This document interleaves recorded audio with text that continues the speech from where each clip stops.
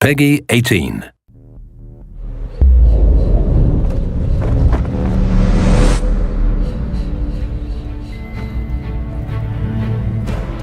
This time around, we have a seamless world, all right?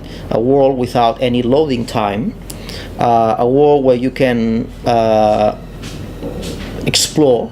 It's set in a city, a modern city, so it's set in present day. It's set in during one night, and you basically explore this modern city, and you explore Dracula's castle, which is part of the city. So the city has grown around the castle. We have a free camera, which gives you the ability to look around and see if you missed anything. And we have a world that gets progressively opened. As you progress through the story, you will get to explore new areas, and as the city becomes bigger, you'll need to teleport to and from the castle and the city, and you find an item that allows you to do that.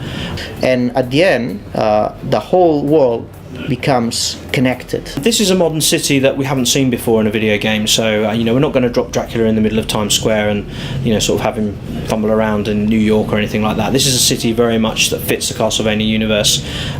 Gothic design. It's very much like a regular European city like Madrid or even Cologne, where you have kind of old and new together.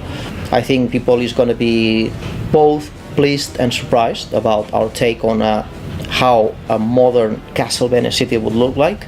And that was key in the design choices that we made for the city, that it felt like a Castlevania game.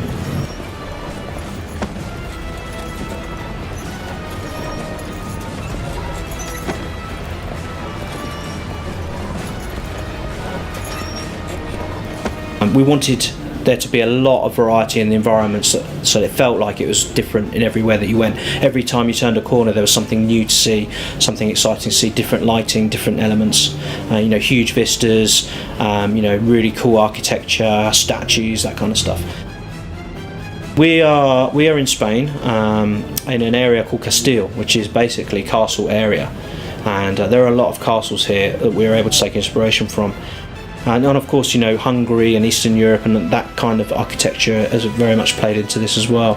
Transylvania, Wallachia, those kind of areas that are referenced in the game. Many of the design choices that we took are taken directly from real buildings and real architecture. We loved New York buildings, neoclassic buildings, and we thought that they were very, very suited for a Castlevania city. I think one of the cool things about Castlevania in general, and certainly about Lords of Shadow, was having the enemies and the variety of enemies that you had. So I think there's lots of very unique boss battles in the game.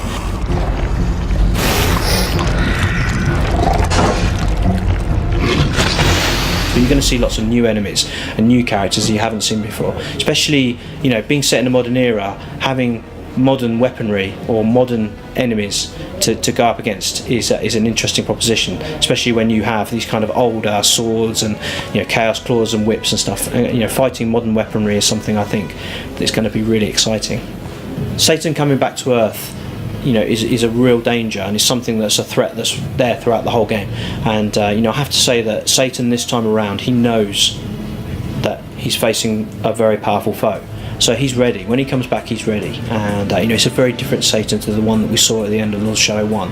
Not just in design terms, but in terms of character, in terms of how he's evolved as a character and his motivations and the things that he wants to achieve in coming back to take over the world. So what's really cool is the confrontation between Dracula and Satan is very, very powerful.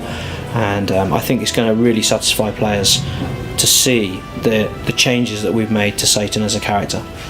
The fury, your hate, and your vengeance. I am your destiny!